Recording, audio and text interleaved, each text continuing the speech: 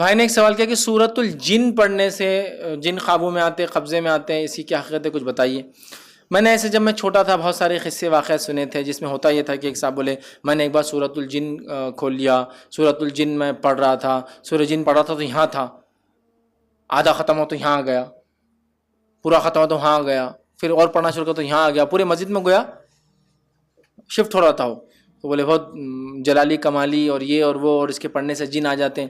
بہت سارے لوگ اس صورت کو 40 مرتبہ 40 دن تک ہر روز ایسی مسجدوں میں، ویران گاہوں میں یا جنگلوں میں جا کے پڑھتے ہیں جہاں کوئی موجود نہیں ہوتا، اور وہ بولتے ہیں اس سے جن ان کے قبضے میں آتا ہے۔ تو یاد رکھیے سورۃ الجن سے جن قبضے میں آتا ہے ایسی کوئی دلیل تو نہیں ہے، لیکن یہ بات طے ہے کہ قرآن کی غلط استعمال سے جن قبضے میں آ سکتے ہیں، یا اس کو اگر ریالٹی فیکٹ جس کو بولتے ہیں حقیقت بولوں تو اس کے غلط استعمال سے آپ جنوں کے قبضے میں جا سکتے ہیں۔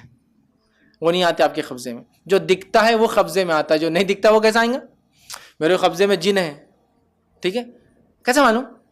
انہیں آ کے بولتا تو مسئلہ وہی، انہیں ہی بولتا نا، تم کہاں دیکھ سکتے ہو اس کو؟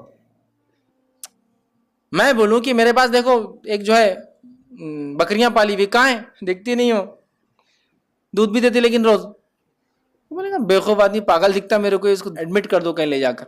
کیسا ہو سکتا ہے؟ جو دکھتا ہے وہی قابو میں آتا ہے میرے بھائی، تو یہ قابو میں چل جاتا ان کی زندگی بھر، جو وہ بولتا ہے یہ کرتا ہے تاکہ کچھ فائدے اس کو اس سے مل جائے۔ تو لہٰذا شرعاً ایسا کرنا، جنوں کو قبضے میں کرنا درست نہیں، حرام ہے، اس لیے کہ اگر ہوتا تو نبی اکرم صلی اللہ علیہ وسلم کے قبضے میں کتنے جن تھے؟ جو سب سے متقی پرہیزگار اور سب سے زیادہ علم والے نبی تھے، انسانوں میں سب سے افضل ہے نا انسان تھے، ان کے قبضے میں کتنے تھے؟ کتنے تھے؟ وہ ایک تھا جو ایمان لا لیا تھا، آپ کا قارین تھا، وہ بھی اللہ نے آپ کو وہ دیا اور وہ ایمان لا، بس اس کے علاوہ کچھ بھی نہیں، اور وہ بھی قبضے میں نہیں تھا، ایمان لا لیا تھا بس۔ ابوبکر صدیق جو انسانوں میں انبیاؤں کے بعد سب سے افضل انسان، ان کے قبضے میں کتنے جن تھے؟ چونکہ ہمارے مفتی صاحب کیا تو 70 ہے، نہیں کہنا انہوں رکھ سکتے، تو ابوبکر صدیق کے مقابلے میں کون جائیں گا؟ انبیاؤں کے بعد کوئی مقام ہے نہیں، ان کے قبضے میں کتنے تھے؟ عمر ابن خطاب رضی اللہ عنہ کے پاس کتنے تھے؟ جن کے فضائل یہ ہے کہ جس گلی سے عمر گزرتا ہے شیطان ادھر سے ہو لیتا، آنے کی ہمت بھی نہیں کرتا۔ عمر کی زبان پہ جو ہے، یا عمر جو ہے، حضرت عمر رضی اللہ عنہ جو الہام، جو باتیں ان کے دل اور ذہن میں آتی تھی وہ باتوں کو مانا جاتا تھا۔ کیوں؟ اس لیے کہ صحابہ کو پتا تھا عمر کے نزدیک شیطان نہیں آتا ہے، تو ان کو وسوسے نہیں آتے تھے، جو بات آتی تھی وہ اللہ کی طرف سے۔ الہام ایک ایسی شکل ہوتی ہے جس میں آدمی صحیح بات کو جان لیتا ہے، ٹھیک ہے؟ میں اب چور دروازے نہیں کھول رہا ہوں آپ کو شرک کرنے کے لیے، لیکن یہ چیز ہے، جیسا کہ میں نے سوچا آپ آنے والے تھے اور آپ آ گئے، یہ کیا تھا؟ اللہ کی طرف سے مجھے پہلے بتا دیا گیا، لیکن ہونے کے بعد پتا چلا یہ ہونے والا ہے۔ پہلے میں نہیں بول سکتا میں نے سوچا اور وہ آنے والا، دیکھ دروازہ کھلا اور آ گیا، یہ تو جادو ہے، یہ تو شیطان ہے۔ ہوتا ہے نا کوئی چیزیں آدمی آتی۔ حضرت عمر کے تعلق سے بہت ساری باتیں انہوں نے جب کہی صحابہ نے مانی، اس لیے کہ عمر کے نزدیک شیطان نہیں آتا ہے، جس گلی سے عمر گزر شیطان دوسری گلی سے ہو لیتا ہے۔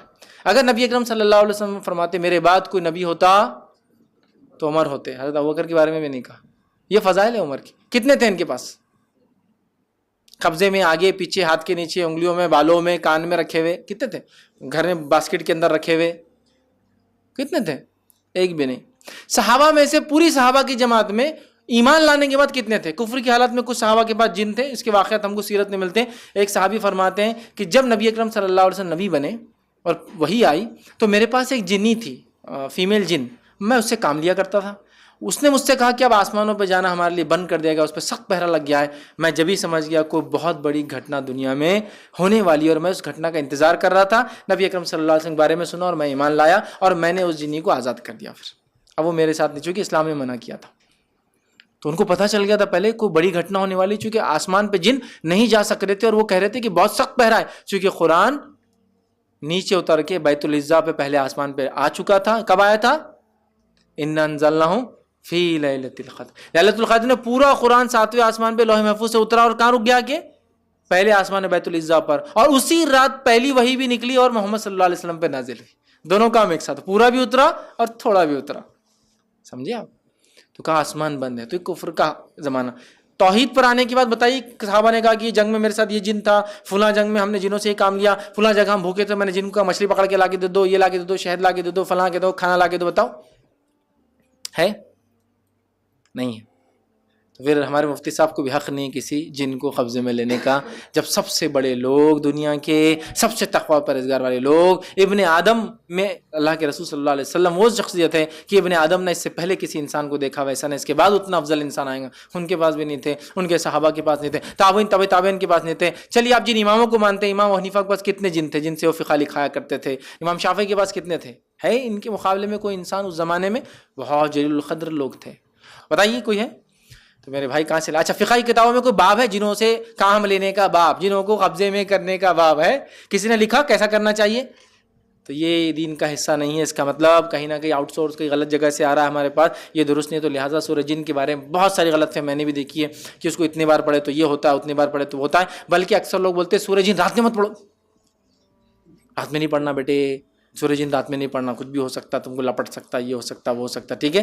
تو میرے بھائی ایسا کچھ بھی نہیں، جیسے عام صورتیں ہیں سورہ جن بھی ہے، اور جنوں کا تذکرہ تو اور بھی صورتوں میں نا، صرف سورہ جن میں نہیں، وہاں تو ایک واقعہ چونکہ آ رہا ہے تو بیان کیا جا رہا ہے، تو لہٰذا بہرحال سورہ جن آپ پڑھ سکتے ہیں، لیکن مقصود تعداد میں پڑھ کے آپ بولیں گے اس سے جن قبضے میں آتے ہیں، تو ہاں قرآن کے غلط استعمال سے بھی جن قبضے میں آتے ہیں، یہ بات ثابت ہے۔